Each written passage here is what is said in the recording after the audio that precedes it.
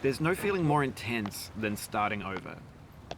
If you deleted your homework the day before it was due, as I have, or if you left your wallet at home and you have to go back after spending an hour in the commute.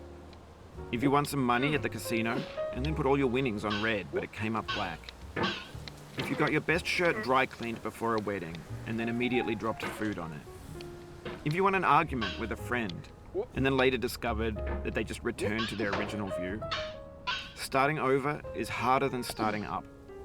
If you're not ready for that, like if you've already had a bad day, then what you're about to go through might be too much.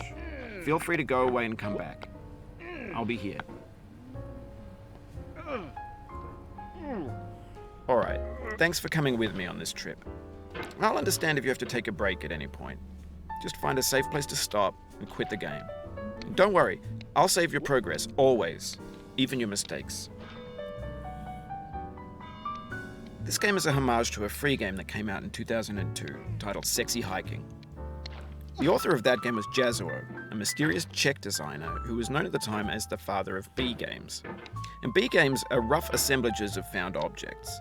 Designers slap them together very quickly and freely, and they're often too rough and unfriendly to gain much of a following.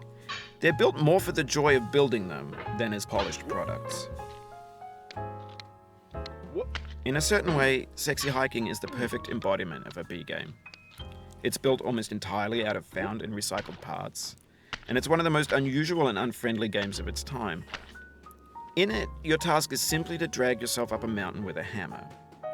And that act of climbing, in the digital world or in real life, has certain essential properties that give the game its flavor. No amount of forward progress is guaranteed.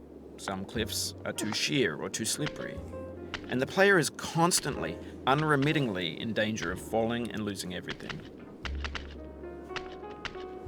Anyway, when you start Sexy Hiking, you're standing next to this dead tree that blocks the way to the entire rest of the game. It might take you an hour to get over that tree, and a lot of people never got past it. You prod and you poke at it, exploring the limits of your reach and your strength, trying to find a way up and over. And there's a sense of truth in that lack of compromise. Most obstacles in video game worlds are fake. You can be completely confident in your ability to get through them once you have the correct method or the correct equipment or just by spending enough time.